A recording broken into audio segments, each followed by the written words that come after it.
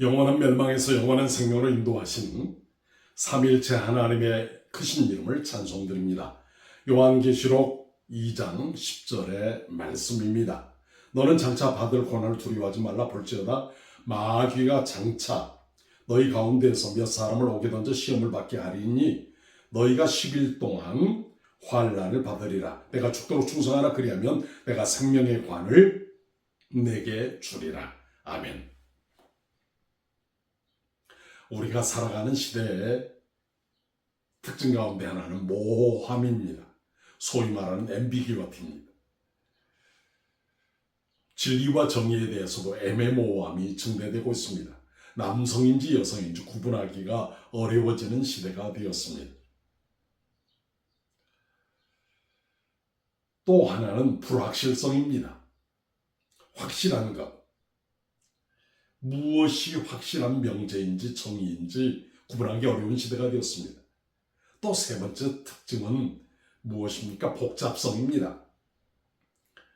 컴플렉서티. 삶의 모든 과정이 복잡하게 얽히고 섞여 있습니다. 그래서 진리와 정의, 무엇보다도 하나님의 뜻을 구분하는 일이 성령님의 도우심이 없이는 감당할 수 없습니다. 진리의 영을 분별할 수 있는 힘과 은혜를 주십사고 우리가 기도해야 합니다. 여러분, 우리가 잘 알고 있는 병자호란 때 사막사가 있습니다. 이 사막사들은 조선과 후금 사이에 형제지국에 맹약을 맺었음에도 불구하고 후금이 나중에 청나라로 국호를 바꾸게 되지요. 그리고 나서 후금이 청나라로 국호를 바꾼 후에 형제지국에서 종속지국으로 관계를 요구합니다.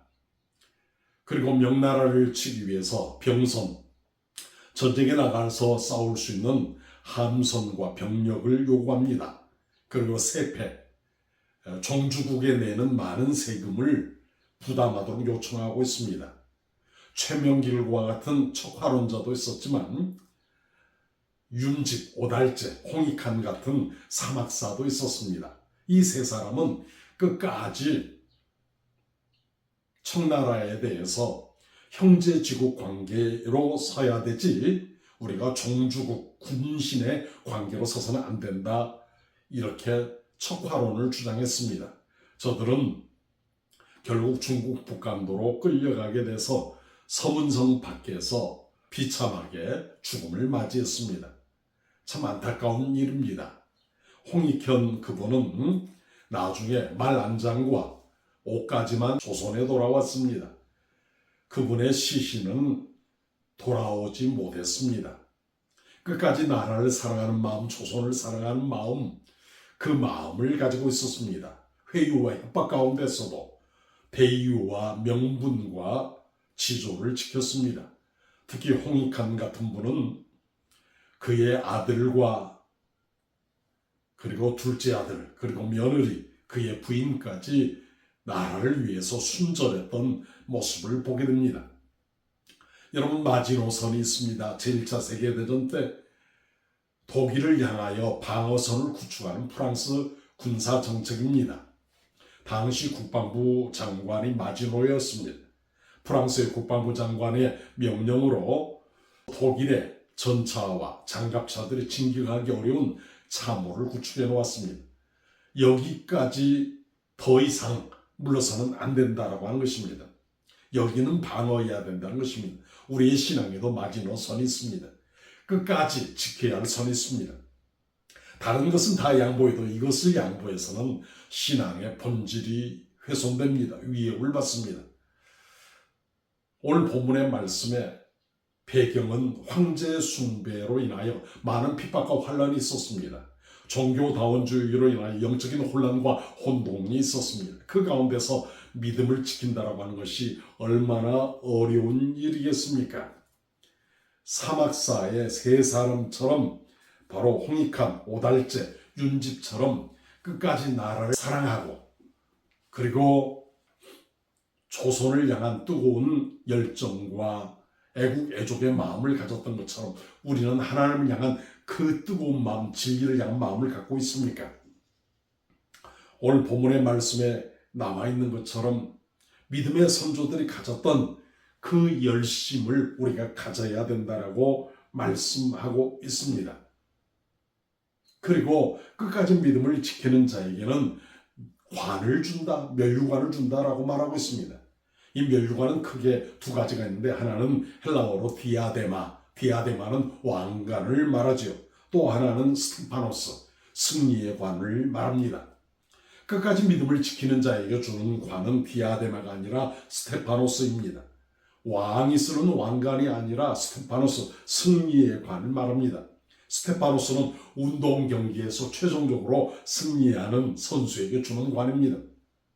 환란이 오고 핍박이 와도 황제 숭배에 대한 압력과 압박이 와도 종교다원주의의 위협 속에서도 믿음을 지키는 것입니다. 믿음의 선조들이 지켰던 그 믿음을 지키라고 하는 것입니다. 내가 죽도록 충성하라. 오늘 본문은 우리에게 말씀하고 있습니다. 현재 중간태 명령형입니다. 이것은 무엇입니까? 믿음의 선조들이 지켰던 그 믿음을 뒤따라가라는 것입니다. 우리가 사는 이 세상에서 믿음을 지킨다라고 하는 것은 쉬운 일이 아닙니다. 성령님의 도우심과 은혜가 없이는 감당하기 어렵습니다. 여러분, 요한계시록 2장 10절 말씀을 통하여서 내가 많은 환난을 받을 것이다. 10일 동안 환난을 받을 것이다. 그러나 믿음을 지키면 스테파노스, 승리의 면류관, 승리의 왕관을 주신다라고 말씀하고 있습니다. 성경은 의의 면류관, 사랑의 면류관, 썩지 아니할 면류관, 많은 면류관이 있습니다. 그 중에서도 특별히 스테파노스, 끝까지 믿음을 지키는 사람들에게 주는 그 면류관을 유업으로 누리는 우리 모두가 되시길 원합니다. 극심한 황제 숭배, 그리고 종교다원주의의 도도한 세속적인 물결 가운데서도 믿음을 지키라고 말씀하고 있습니다. 오늘 우리 시대에도 그렇게 권면하고 있습니다.